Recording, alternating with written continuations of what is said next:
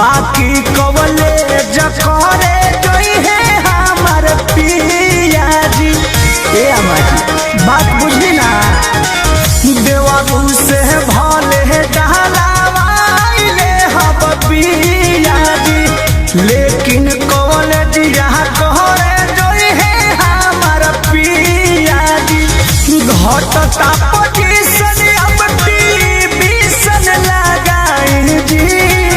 ए अम्मा जी पढ़तानी तो पढ़ाई जी।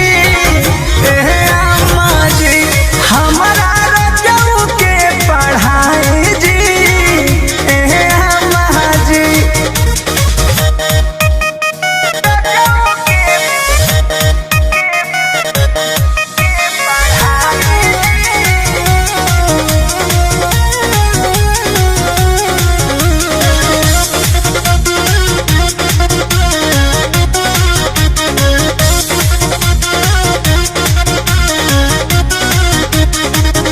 एमे ओमे पास करी है, पास करी है बीएडी।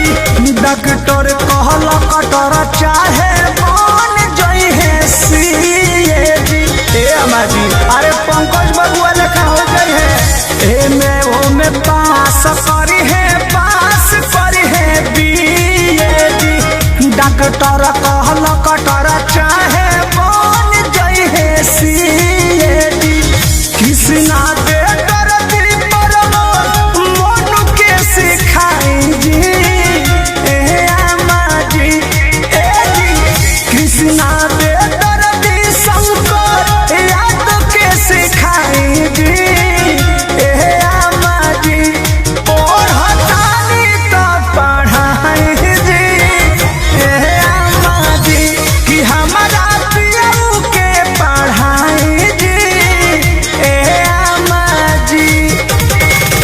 खेती किसानी जानी पियऊ से कराई जी। ए अम्मा जी पढ़तानी तो पढ़ाई जी। ए अम्मा जी हमारा रजऊ के पढ़ाई जी।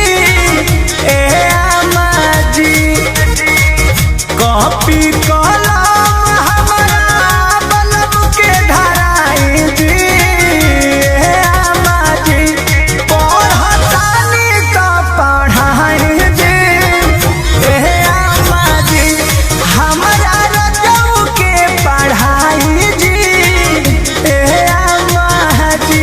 पढ़ाना दी